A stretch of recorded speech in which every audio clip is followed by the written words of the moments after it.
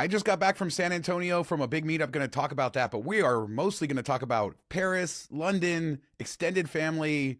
Mark apparently didn't kill them all. Yeah, we made it through, and then I came back and beat myself to death with a whole bunch of crap while jet lagged. It was a stupid week. All that coming up right now on MTM Travel.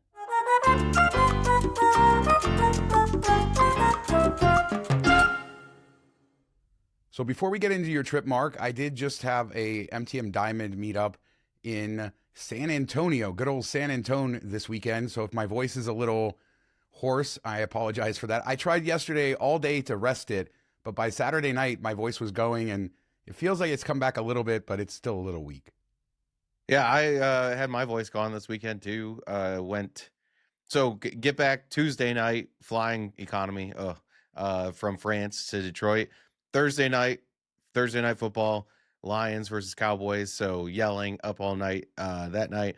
Friday, go to Lansing for the number 1 versus number 3 hockey game in the country. And then Saturday, get up and go to the number 4 versus number 7 Duke MSU game. So yeah, I'm surprised. My voice is doing better than yours. So we'll see next week how your voice holds up. But San Antonio was really interesting. We had 90 people there, which was an incredible turnout for this meetup. And always, first off, I just want to thank all the Diamond members who showed up. We put together these great social events trying to put people together, but San Antonio was a city I had picked because it was 2007, the origin stories of this channel, sold all of our stuff, traveled around the world for a year and a half. But that started with a 3-month road trip leaving Las Vegas. Of course, we went through Arizona, New Mexico, but the first Isn't that big a YouTube city channel, Leaving Las Vegas? Yes, it is. He stole the name from us, but unfortunately I came back. That's the problem. I keep coming back to Las Vegas. But the first major city we got to was San Antonio, the first time I was ever in Texas. And I remember seeing the Alamo, which obviously everybody knows what the Alamo is, and it's much smaller than you would think it is. But the novelty of that and the Riverwalk, though, in San Antonio really is the magic. That whole area, if you've never been there. I was surprised how many travelers in our group hadn't been to good old San Antonio. Yeah, my parents and sister went when I think Michigan State had a bowl game there around that time, like 2009 or something like that they played Texas Tech, and they really loved the city. And our friend Veronica loves that area, and I think we'll be moving there soon. So I'll have to definitely get down there, meet up with her, check out her new house, and then check out the city. It looks beautiful. I definitely want to spend some time there at some point, but I haven't made it too much there. And my daughter really wants to go to Texas, so I guess there we go. Perfect. Yeah, I don't know how else to describe San Antonio as just an incredible city.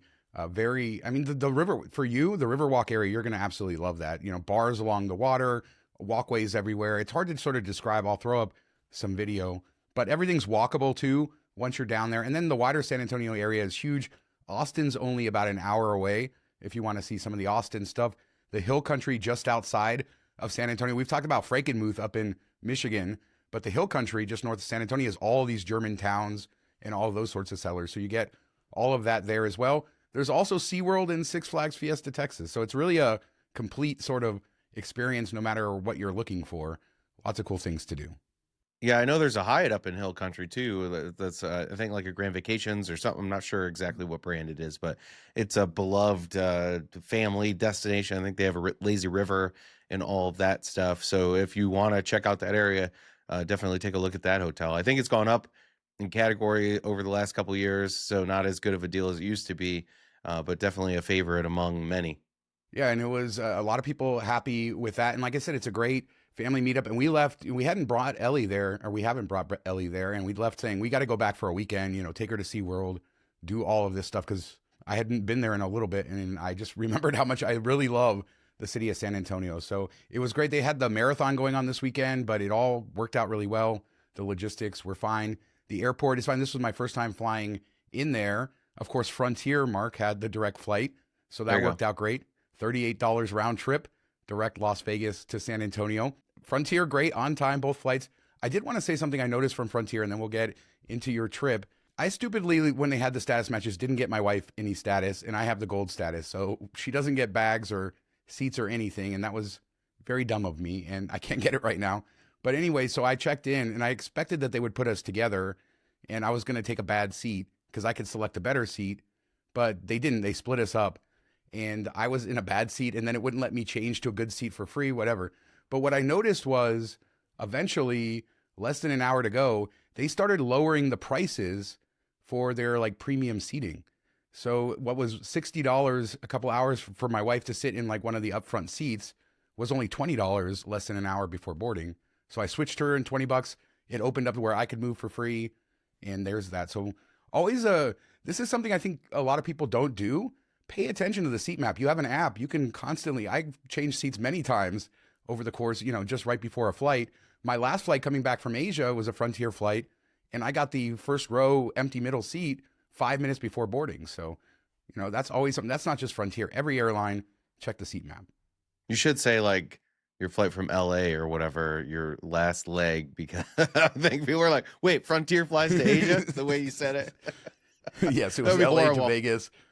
After I flew Japan Airlines business class to LA. Yes, but yeah, I don't know what else to say. I still get mocked. I got mocked at the meetup this weekend for liking Frontier, but they just haven't done me wrong yet. And it's been a lot of flights at this point.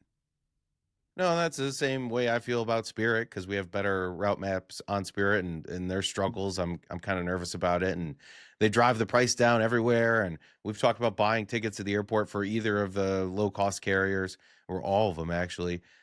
So there is great deals there. I like Spirit a little bit better because they actually have a big front seat, where Frontier just kind of has extra leg room, or what do they block the middle seat or something in the front of the plane. You don't have like an actual first class seat. Which I prefer the setup on Spirit for that reason. And Frontier is bringing that. The first class seats, I think, next year will start to come to the fleet. So they will replace some of that product. So basically, we've seen all the airlines kind of, they're all going to have some sort of a first class product. Maybe the low cost carriers are going to get less included. You'll have extra legroom product, and then you'll have standard product. So it's like we've talked about this ad nauseum on the show. The airline industry is kind of, they're all coming together. And it seems like the higher end airlines are going more low end, and then the lower end airlines are coming up a little bit. Yeah, I'm not sure if that's good for us. Just everybody kind of meeting in the middle, and there's no separator, there's no deals. It's all going to kind of all be cobbled together. We're seeing a lot of that with Southwest. They keep adding partners, international partners all over the place, at least code share wise. They haven't really done anything where you can book with Rapid Rewards. Hopefully that's coming, but I know their IT system sucks, so who knows when that will be. But they're trying to be just like United, Delta, instead of being an independent thinker like they used to be. And then the low-cost carriers, it was, hey, we're cheap, but you're not going to get anything. And now, okay, well, we're not that cheap anymore, but you'll get some stuff now. It's just getting all meeting in the middle, which probably isn't good. And the credit card offer on Frontier, I think this is the first time I had noticed it. I don't always listen to it, so maybe they had started this before, but they're offering discount den membership if you apply for their credit card on the plane. So it's interesting that they're, instead of just, sometimes they give 500 extra miles or something. I wouldn't recommend getting the Frontier credit card, by the way, unless you really know you're going to use those miles. I just burned all of the miles that I had accrued from all of my paid flights from the last 5 years, about 30,000 miles. For a flight back. And that's the first time I ever redeemed Frontier miles. So I will not be getting the credit card. Yeah, I think there are like good deals with both of those credit cards because they open up cheap award space on like random days when they're not selling a ton. So you're talking like $5,000 on a Tuesday going some random place. Like I don't think you can bank on anything always being there unless you're really flexible. And that's kind of the downside of there. And plus their taxes and fees make up so much of their award flight cost, or their actual cost. Like that's what we talked about in the past. When I got $100 voucher, it was almost worthless because it would only take $20 off the flight price, and the rest was all taxes and fees. So it was kind of annoying, and it was just cheaper to go buy it at the airport. So I ended up just driving and letting that credit go to waste, and driving to the airport and buying the ticket there. So you definitely really have to be entrenched in their system to make their credit card work. Yeah, and that's why I had never redeemed the miles, because it was like, okay, I can pay 20, 40 bucks for this flight, or I can redeem 10,000 miles. So I'm getting, what, 0.2 of a cent or 0.3 of a cent value, which isn't good. So I just saved them.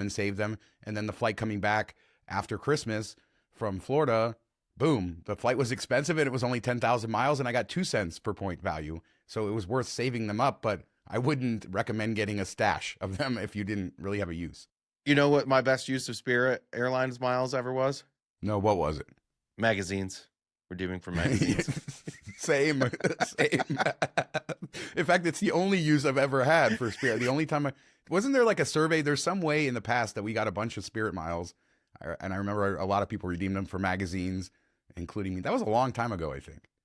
Yeah, it was several years ago. And they used to do a thing where if you sat in the right seat that had a dot on it, you got like 5,000 miles or something. So a little quirky and fun stuff. But yeah, I've never really dove into it. And, maybe one day there'll be a transfer partner of somebody and then people will pay more attention. We'll have to see. But it's just kind of crazy how niche their program is. People still sign up for that credit card on the flight, though. They do. I just saw it yesterday. Everybody, I mean, at least the discount den membership that you get on board, I think it's what, $79 a year or something.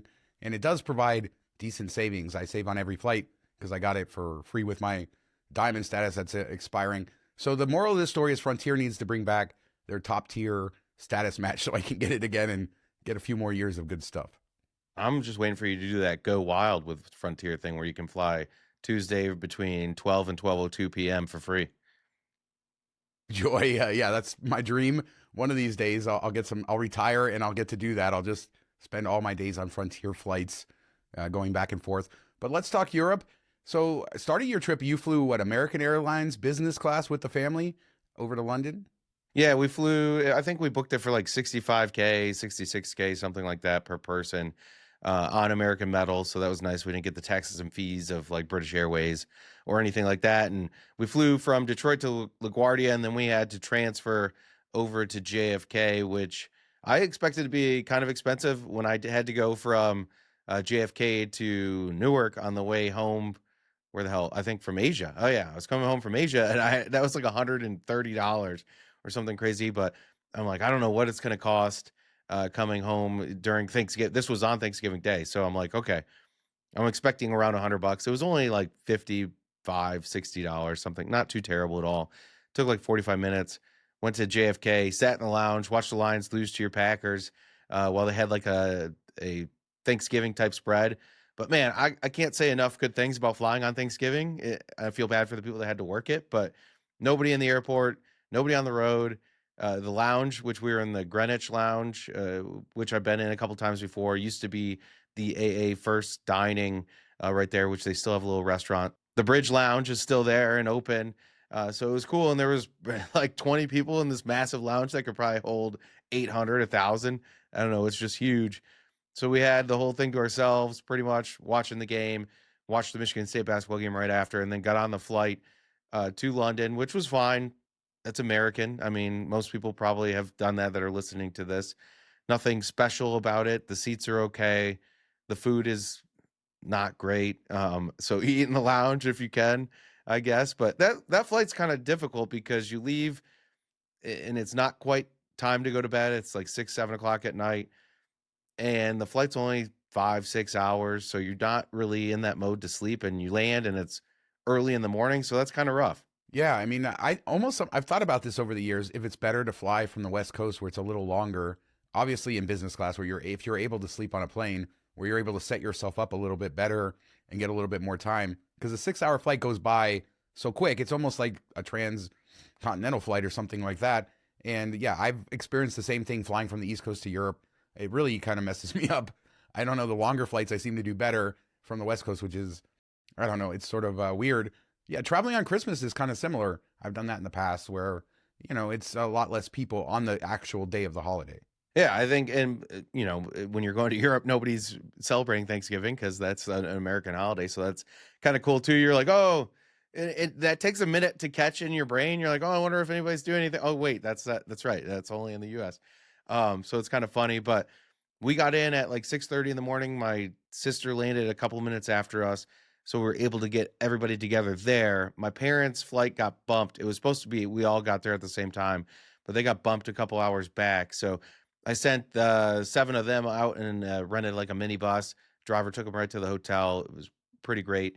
And then I went to the arrivals lounge to wait for my parents because I'm like, they're going to struggle. I don't want them to, they could probably got a cab and fine, but it's like, I'll just wait for them, make sure they get there okay. So I went to the AA Rivals Lounge. It's outside of all the gates and everything, so you go through security. And I should say, when we landed, you just walk through, you get your face scanned, scan your passport. That's it. Like it's the easiest customs, very similar to what you see in Singapore and stuff like that. I know we have the visa that you had to file a couple days before, and that was done within a minute or two. So a really smooth process. I wish the U.S. would have this; it would be so amazing. But we were all through everything within minutes, which was pretty great. And I waited in the Rivals Lounge. They had showers, and I went right into the shower room, a big open space, well, decently sized space, like a bathroom with a shower. Hung out there for an hour and a half or so, basically like a Hyatt place breakfast. Small room. I think it's a lot of business people come shower, maybe grab a little food, and then head to the office after their flight. Yeah, rivals lounges are something I don't know that people talk about enough and how good they are. And now a lot of people, you're landing. Sometimes you're in a hurry to get to where you're going, but especially like when I've gone to Asia and you're on 10 or 12, 14-hour flights, and it's just nice to be able to go in and do that when before you go out into the city or whatever. If you land in the morning, you can go get freshened up in the lounge, get a little bit of food, kind of get set. And I really do enjoy arrival lounges. I don't use them enough, but it's always a good sort of thing to have. So how was the security at Heathrow? I was going to say you got to avoid it because you took the train to France, but I just want to shout out to British security at the airports because they're a thing.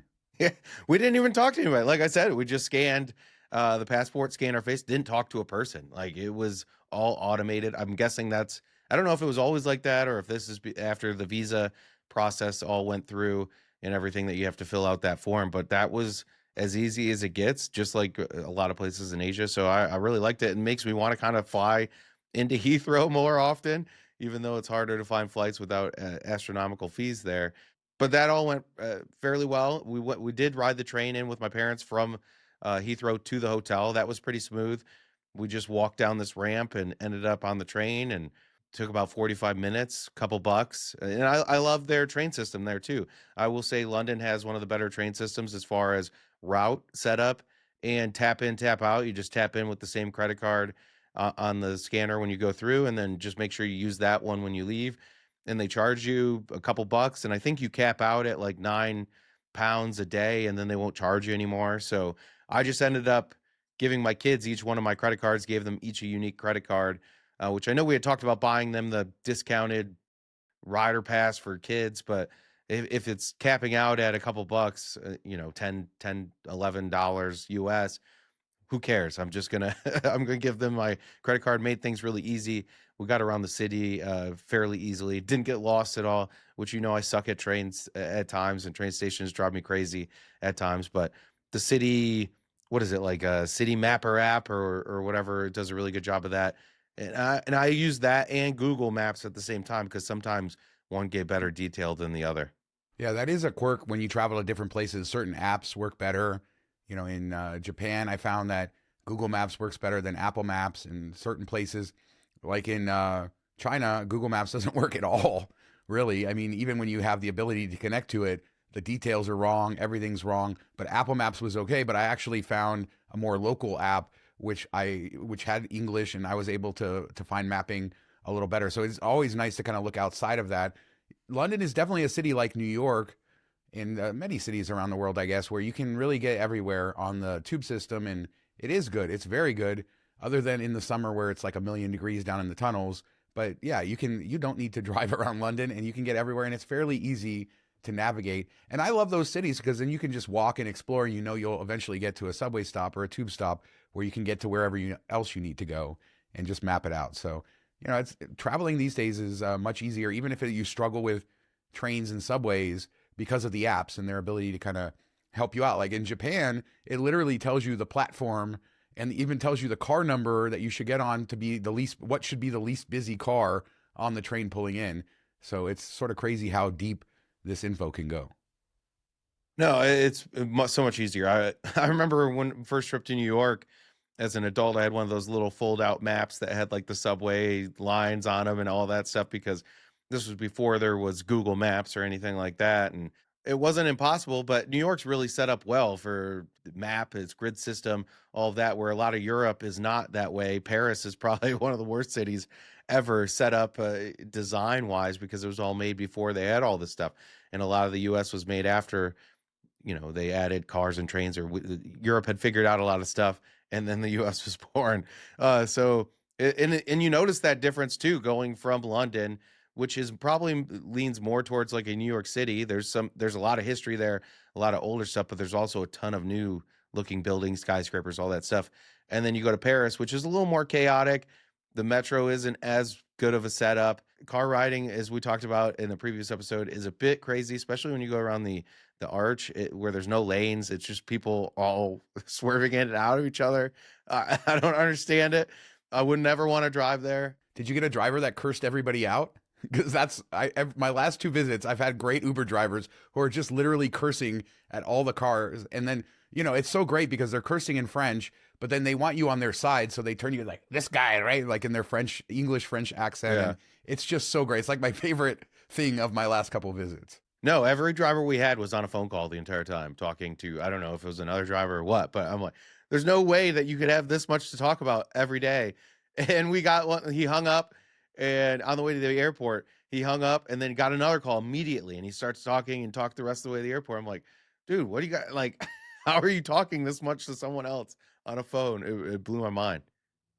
That definitely checks out. I mean, I love Paris. This is why I love France, because of those sorts of novelties. These are the reasons many Americans go there and think that they're rude or something. But I just think it's the spectacle of all that. And well, we'll talk about France in a later. Let's stay with London. What were your favorite parts? I mean, we've talked in previous shows, you were a little concerned about bringing the whole family together, doing too much, how your parents were going to handle it. How did that sort of first part of the trip go? Yeah, we were all pretty exhausted when we got in, but we kind of hit the road running and did as much as we could. And we ended up crashing at like 4 o'clock in the evening and then laid down for a couple hours, got up, went back out for dinner. And that worked out fairly well because I think everybody was just spent. Nobody slept very well on that plane. They all flew economy, and we were in business, and we still didn't sleep very well, as we talked about the timing of the flight and how short it is. It's just not set up well for that. So we walked across, we stayed out by the Tower of London. My parents were at the Canopy Hilton there. Fine hotel. The lobby is a little bit over the top as far as like they had live band going, but it was loud and it's small. The rooms were tiny but nice. We stayed at the Novotel Tower, which is all Accor, and we did 2 rooms there, and they didn't have connecting rooms across from each other. I don't really have any video of either room. Nothing was great about either hotel. Nothing was bad about either hotel. They were both fine. I will say I like that area. It's more financial district area, but it's not like crazy busy touristy. So when you come back from everything, it's kind of more serene and not over the top, and it gives you a little bit of a breather from everything. So we walked right across the Tower Bridge, which is, I think, the coolest thing in London. That was my favorite thing. Just seeing that, and I wish we would have done the tour up and into the top of it. So we did that, and then we walked along the South Bank, and they had like Christmas markets, kind of, but it was Christmas market tents, but it was all food stuff, all these different kinds of food. So we did that and just kind of walked along that rail until everybody got tired, and then we took a train home, took a nap, and then went back out and tried to go to Borough Market, which was a mistake. Why was it a mistake? I mean, I've been there, it was so cramped. It was Friday night, and we should have just done that first and got it out of the way. By the time we got there, it was like Friday afternoon, evening, and it was just jammed with people. You couldn't even move. There was nothing. There was no way you were going to get anything from anywhere, because we just walked through and we're like, all right, you guys want to just leave? We got in the middle of it and we left. And I mean, it's cool because it's under a bridge.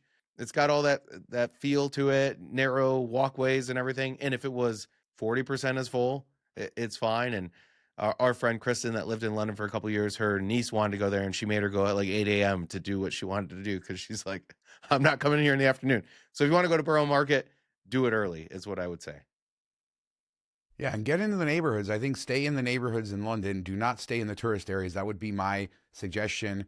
I stayed on my last trip at the Doubletree near King's Cross Station, but it is in a neighborhood. It's about a 7-minute walk from King's Cross Station. So you have excellent connections, but you are literally in the middle of a neighborhood with neighborhood pubs and restaurants and all of that sort of stuff, playgrounds for my daughter to go play with British kids. And that was just a great location. And I've stayed in a couple other neighborhoods in London that I liked. And then when I stay in the busy tourist areas, I don't like that at all. I don't like being in the tourist areas at all unless you need to do something. But walking along the river, like you say, I mean, that's an incredible thing. It's like one of those moments where you're seeing Big Ben in the distance, the London Eye, all of that sort of stuff.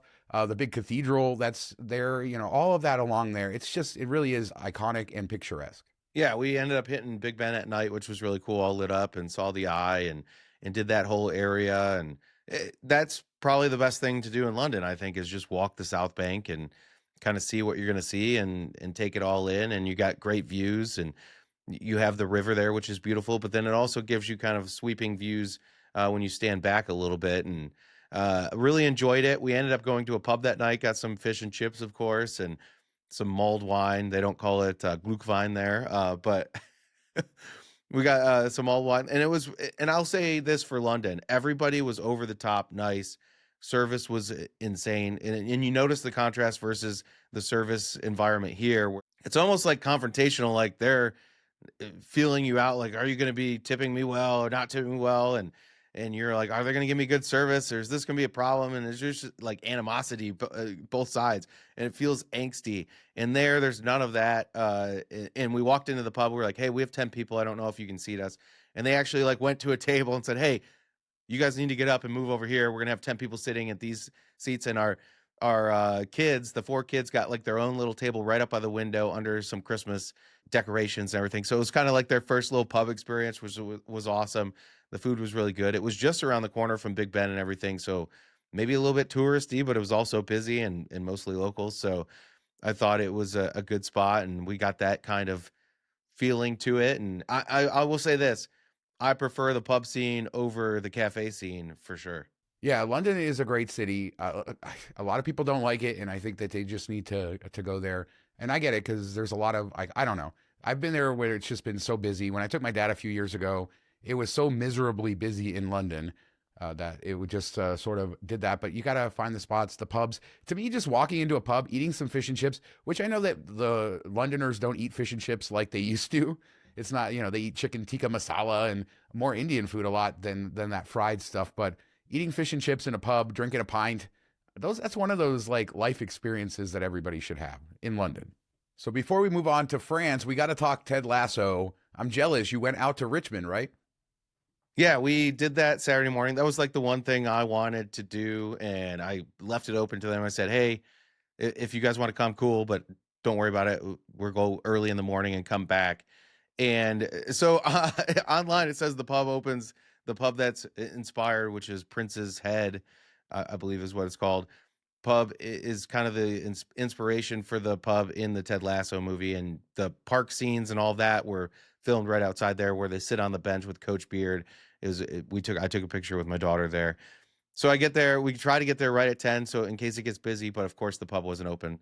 So it gave us an excuse to walk a bit more around Richmond. So just plan on not opening till 11, even though it says 10 on their website and online. But we took the train out there. It was like 45, 50 minutes. Really easy ride. Saturday morning, not busy at all. We all got seats. So it was really lovely. You get to see some of the landscape. And this is what I'll say. Like, I enjoyed London, but getting outside of London was way better. Richmond, very cool city, probably way more popular because of Ted Lasso than it was before, but just like that neighborhood feel, tons of shops, a lot of cool pubs that you can walk into, and gives you more of that local pub vibe. Even more so, there was one down the street around the corner from the Ted Lasso pub, and that was epic. And I'll share a picture with Shawn to throw up there. And it was super cool inside, and just a couple people rolling in, and just the culture, like, hey, it's Saturday morning, let's go get a pint and maybe have some lunch, or just get a pint, read the paper, and then go out and do our business. But we hit the stores and shopping and did all that, and we even stopped on the way back because we saw on the train one stop before Richmond was called Kew Gardens. Just this real cute little town, kind of looked like the house Harry Potter's aunt and uncle lives in, how there's all those rows of houses. That's what it looked like. And they had 4 or 5 shops and like 5 or 6 restaurants right off the train. So we hopped off, hung out there for like an hour. Just, I would love to do more of that, or go to like Manchester, York, and hit all the towns around those areas versus go back to London, I think. Yeah, it's an incredible country too. I mean, I've been up north and to the UK in general. There's so much to see, and London, obviously, gets the headlines. But yeah, that's one of the benefits of traveling is you will get to go back and go get to do more of that, and you get the taste of it. But you took the let's talk France. You took the chunnel. Another thing I haven't done that I'm jealous of. How was that experience? I mean, it was like a train in Europe. I know it goes underwater. People get excited about that. I was just trying to use it as an excuse to catch up on some Netflix shows. Like, oh, okay, we went right to the beverage cart or whatever the food car. Grabbed a couple beers, some snacks, drinks for the kids. Wife got a little half split, mini split bottle of wine, and everything was fairly priced. Like I think it was £5 for a beer, £4 or £5 for a beer, and £6 for the bottle of wine. So not bad at all. They didn't gouge you, which was nice to see. But the internet was just awful the entire train ride. You got it like 20 minutes leaving London and then 20 minutes coming into Paris. Anything in between, even when we were out of the tunnel, just no signal, so you couldn't really get much done, which surprises me because it's such a business route. They run this train like every 45 minutes, hour. You would think it would have pristine capabilities for internet just for people that are working and going in between London and Paris. I thought that was kind of wild, but I guess it did give me an excuse to sit there and stare out at the countryside, which was beautiful. Yeah, they definitely need to upgrade that because there's trains, and I mean, in a lot of Asia, you can get on a public bus and it has its own Wi-Fi connection, high-speed Wi-Fi connection. So you would think they would be able to add that on the train. So I mean, Paris, you stayed at the Hyatt Regency Etoile, is that right? I don't know if it's Etoile, Etienne. I don't know how you say it. I don't know how to say it either. I was just trying to pretend. And I've stayed at that hotel like 4 times, Mark. I should know how to say that. Hopefully, somebody will correct us. But I think it's Etienne. That's my yeah, guess. it probably is. It probably is. But that has great views of the Eiffel Tower. It's a little bit further outside of the city. Probably the best value on Hyatt points. Is it is it a category 4 or did it go up to 5? I believe it went up to 5. We booked it when it was still 4, and that's an amazing deal. But we ended up booking into suites. We all booked into suites.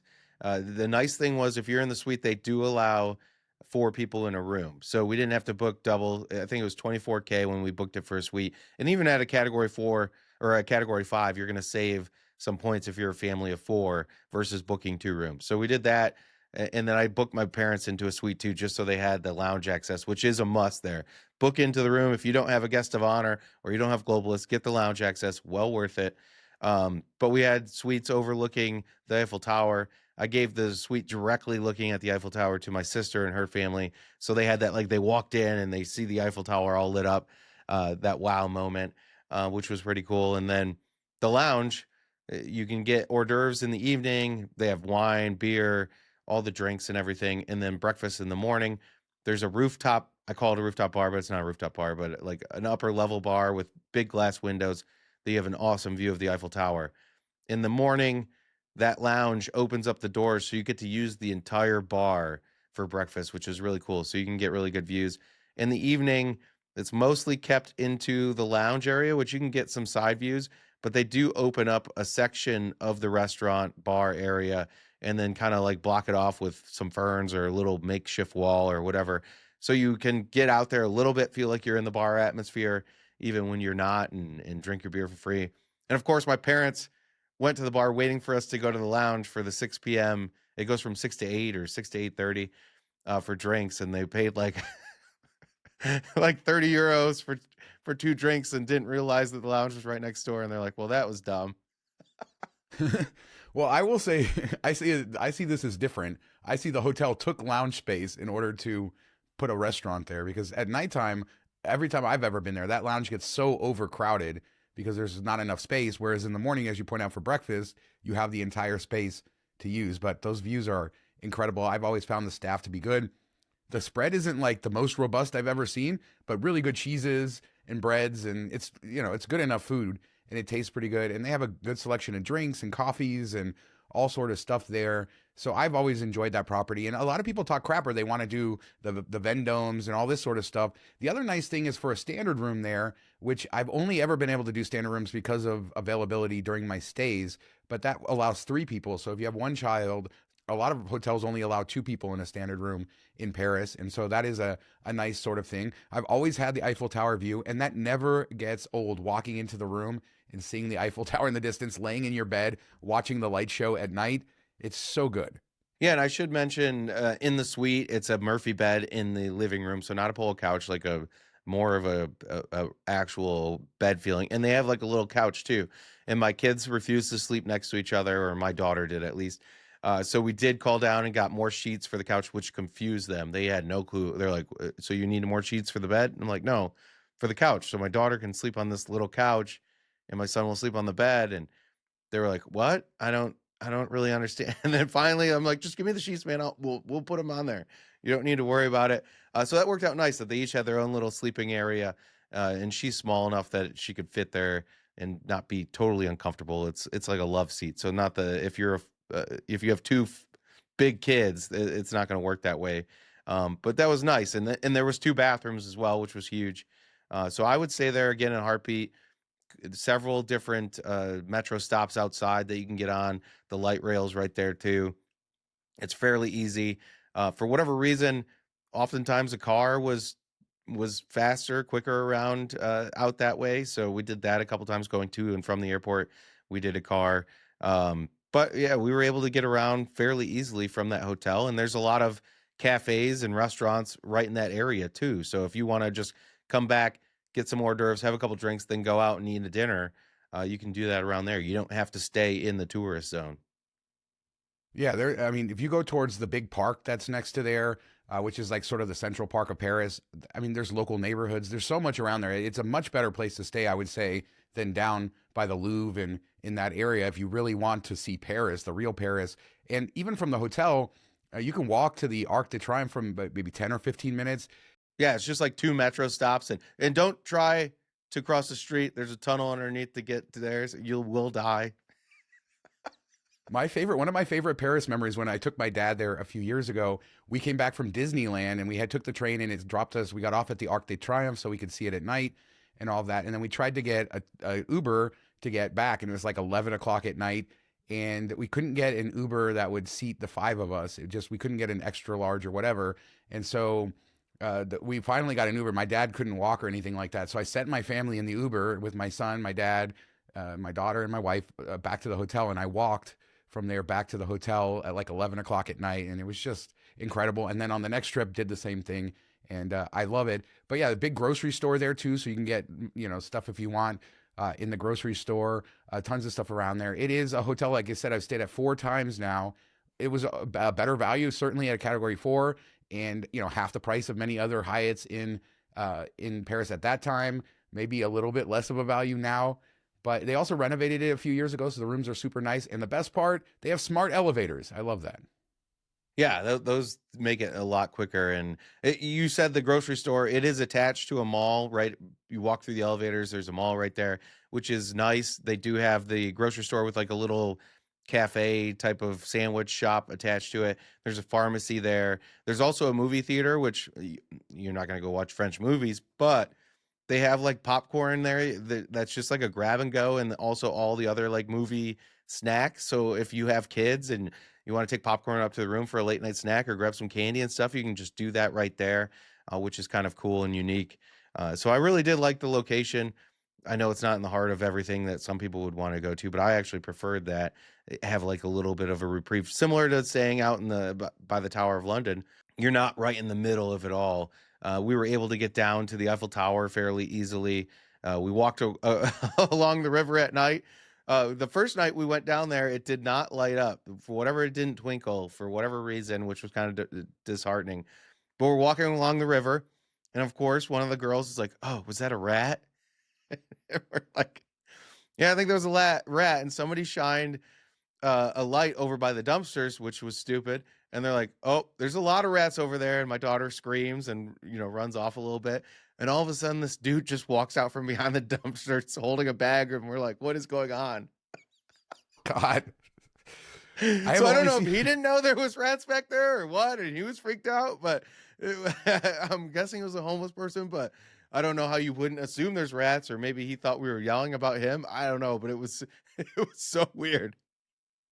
Right. Rats are just nasty. It just gives me the shivers. The only time I've seen one in the city, I was staying at the Hyatt Centric in Tokyo, in Ginza. This is like the nicest area of Tokyo, like Fifth Avenue in New York City. This is where you're at. And I was walking down the street going to the convenience store there, and there was a building under construction and had some sheet metal on the side to kind of cover up the construction site. And I hear this little noise, and I look over, and it's a 1 foot long rat. I mean, Oh yeah. it's a mutant friggin' rat. And I still, oh my God, I'm getting the shivers just thinking about it. It was, oh my God, I cannot even imagine if there was like 10 or 15 of them. But oh wow, yeah, no good. But you know, you get that in the city. New York has them too. Oh yeah, the only time I've seen them though is with my daughter. Like we saw them, two of them in New York, at different locations. One when she was playing on the Domino Sugar playground right in Brooklyn at night, and they ran across the playground. And another just walking, along Fifth Avenue or whatever, and it jumped down into the sewer. But it's just funny. I mean, they're everywhere. You just most of the times they stay a little bit hidden. So it was funny. We did that the first night. There was like a little Christmas market pop up across the river from the Eiffel Tower, but it was more just food again. I will say, if you like Christmas markets, do not go to London. Do not go to Paris. They just don't give you that same vibe.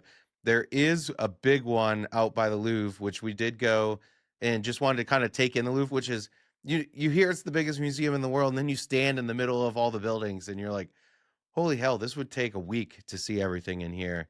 But right in those gardens out front, there's a huge Christmas market. They didn't have the ceramic mugs. They just had like different little plastic cups that you could get for the mulled wine, which was fun. We did that for a little bit, but yeah, the Louvre is so impressive, and I don't know if I could deal with the crowds. It looks like chaos, but I definitely want to get in there one time.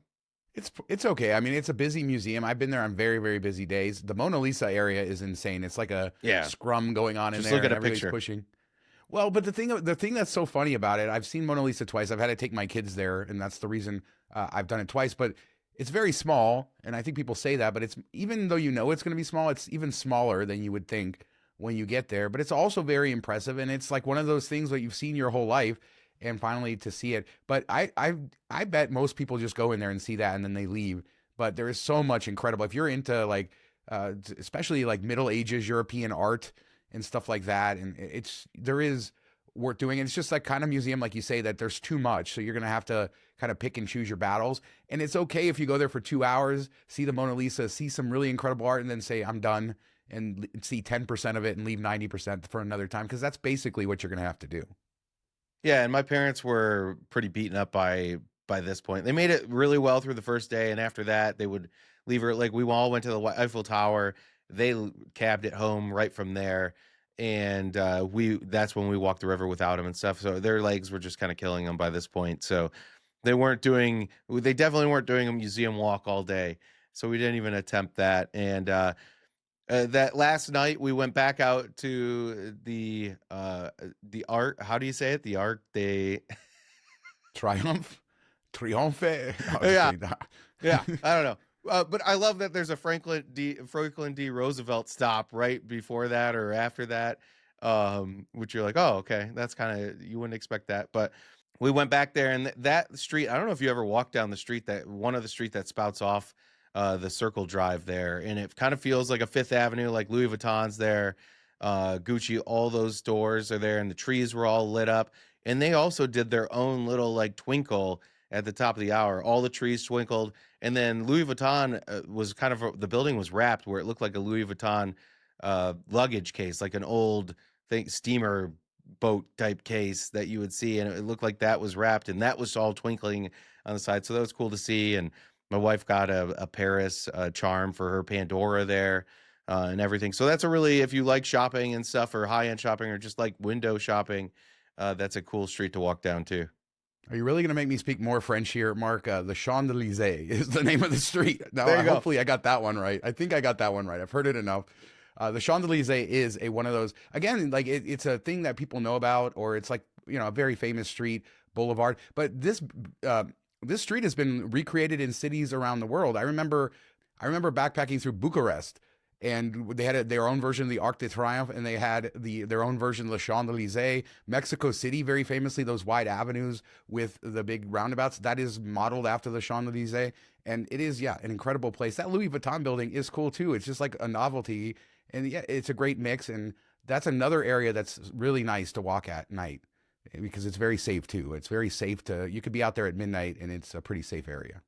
Yeah, and they have a ton of cafes there, restaurants, all that stuff, and that's all really close to that the hotel, the Hyatt Regency. So it really is a good spot to get a taste of more local type of things as well as the tourist attractions. I will say, everybody says the Paris people are rude, and we've talked about that. I wouldn't say they're rude. I just say they're indifferent. There's not a real warmth there. I didn't feel. So coming from London, which was very warm, especially like, you go into pubs, you go into stores, everybody just was like very happy to help you. And every time you walk into a store, bonjour, that's fine. They just weren't like over the top. They kind of were like, hey, you're here, you can figure it out. You do it yourself a bit, which isn't a problem. But I think that's why people think they're rude, just because they're not like over the top welcoming. But I did like that the warmth of London, which I was kind of surprised to see in a big city like that. Yeah, I mean it is surprising, but I just see Parisians kind of like New Yorkers, right? They treat Yeah. each other that way too, and it's sort of the Yeah. culture of being there. And I don't. It's not offensive to me. I kind of enjoy it. I kind of like watching them scream at each other, and I feel like they pay enough attention to me. But it is nice when you find that warmth, and there is some sort of a link between us and the UK, and a cultural link, and there's all sorts of good juju, I think, when we go there, and it's great to kind of compare the two. So, any other takeaways from what you saw, your flights back from the trip? Yeah, we flew back on Air France, and economy paid the $70 a person to do the comfort, so you had a little bit more space, and the recline was actually fairly decent for a regular seat. It reclined pretty substantially, which was nice, and we made it through. It was 8 hours. It wasn't horrible, but it wasn't something I'm looking forward to. I think taking up the full row of four made it a bit easier. The food was not great. I went to the vending machines they had it at the airport in Paris, and they had like waffles, like Belgian waffles, that I just bought two of those. I was like, I'm gonna eat these on the flight.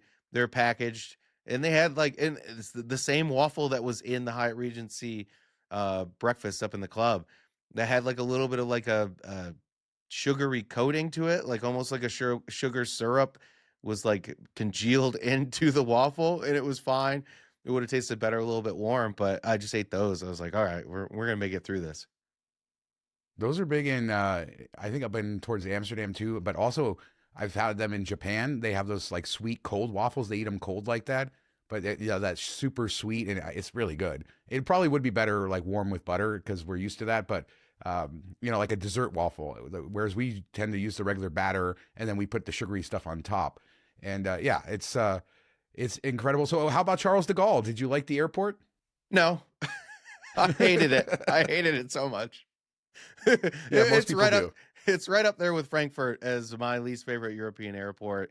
They didn't really have much like food selections either. We walked all around the terminal we were in, and we found one place that had warm food. They didn't have like a food court that I saw anywhere. Ton of high end shopping, which I'm like, okay, I would think everybody already did their high end shopping, but whatever.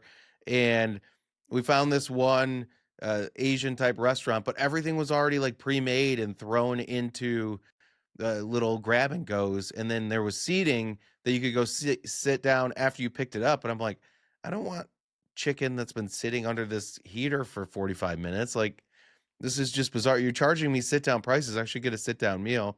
So it wasn't great. So yeah, waffles are the way to go there. Go to the vending machine. They're like a 2 pounds, perfect deal. Yeah, it depends on Charles de Gaulle's gotten better. I think depends on the terminal, and I'm not an expert on that. The Air France terminal, I agree. I remember getting to like our gate. I did that same route 4 or 5 years ago, Paris to Detroit, in economy, and I thought it was fine. But I remember being out by the gates, and there was like almost nothing there, and there wasn't a lot to eat and stuff like that. I've flown from the terminal that American and Air Tahiti Nui use, which is a different terminal. That is more modern, it feels like, and it has more of that stuff. So it feels like it's maybe like Newark, kind of getting better in stages, and eventually all the bad will go away and the newer good stuff will come, because they had these weird piers. I don't know if you've ever looked at it. It was a terribly designed airport, probably the worst designed airport in the entire history of airports, and they're trying to fix it. But you got to deal with it if you're going to France. And the good news, Mark, is the taxes are a lot less going to France compared to London.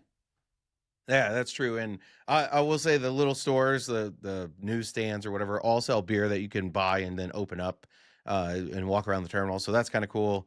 And you can do that, and it's fairly cheap. You don't have to tip any. Well, you don't tip a ton in Europe, or you're not tipping a full 20% a lot of time. But you can just grab those and while you walk around or sit at the gate. So that was nice. And yeah, and I don't care. Europeans can crap on America all they want, but they suck at lining up. And no matter where I fly out of, they suck at lining up for boarding. And I don't know why they do it this way, where they're like, hey, everybody, get up. It's time to board. And they have zones 1 and 2 in one line, zone 3 in another line, zone 4 and 5 in another line. But they get everybody up at the same time. And then everybody just stands in the zone 1 and 2 line, even though they're not supposed to be there. And it goes the whole length. And then they're like, oh, you're not in the red zone. You're not in the. So dumb. Yeah, those mile-long lines to get on an airplane. Good old times. So, I mean, so we talked about this before the trip. You were worried about the family, how everybody was going to see this trip, how they were going to experience it, how it was all going to go. So, what are your final takeaways from taking the extended family, bringing 10 people to Europe? How did that all go, in your opinion, looking back? I think it went as well as expected, or as well as could be expected. No big blowups. Nobody kind of lost their mind or anything. It is way more exhausting versus just traveling with another person or your small family of 3 or 4 people. It just takes a lot more out of you. I noticed that, and you don't accomplish as much because you're dealing with different people that are at different skill levels, different walkability, all that stuff. So my big fear was, hey, did we get enough in for them to make it feel like it was worth it and all that? And I couldn't really get that sense of it while it was happening. I mean, they would say, like, I can't believe we're looking at the Eiffel Tower Thanksgiving weekend. Never thought I'd be here. This is cool.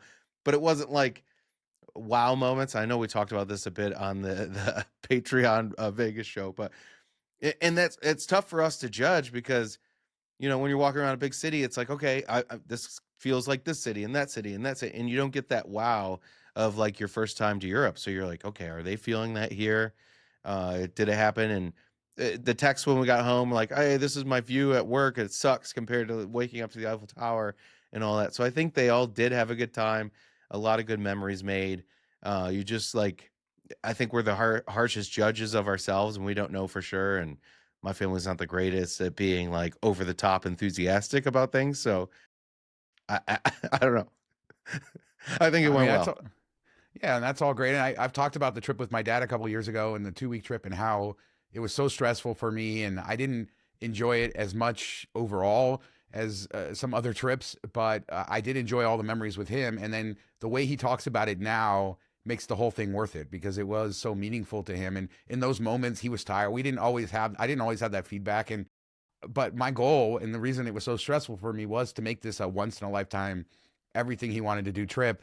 And he still talks about it in mission accomplished. And forget all the bad stuff, that good feeling that he got to do that and my family got to do that with him far supersedes all the misery that went into planning that and actually executing that, taking my dad to 3 countries, because it was crazy. It was crazy. But yeah, it's all worth it in the end, because miles to memories, baby. Yeah, I mean, we only had time to get a taste of each city because we were London. We were there for 2 full days. Paris was a day and a couple hours, so it was tough to get in. But we did see the big stuff, and everybody got those views. And I think we did get the travel bug, especially in my niece and nephew, which is cool. My sister said, I think we have the travel bug now, so hopefully we'll get them somewhere else before they get into college and all of that. Get one more big trip out of them. So let us know in the comments, what do you think about Mark's trip? What do you think about San Antonio, Paris, London, traveling with extended family? What are your favorite trips? And what are your lessons that you've learned from traveling with extended family? Because I think Mark and I still have lessons to learn about that, about how to make that all feel less stressful for us. But I think, as we both said, it delivers in the end. So leave a comment.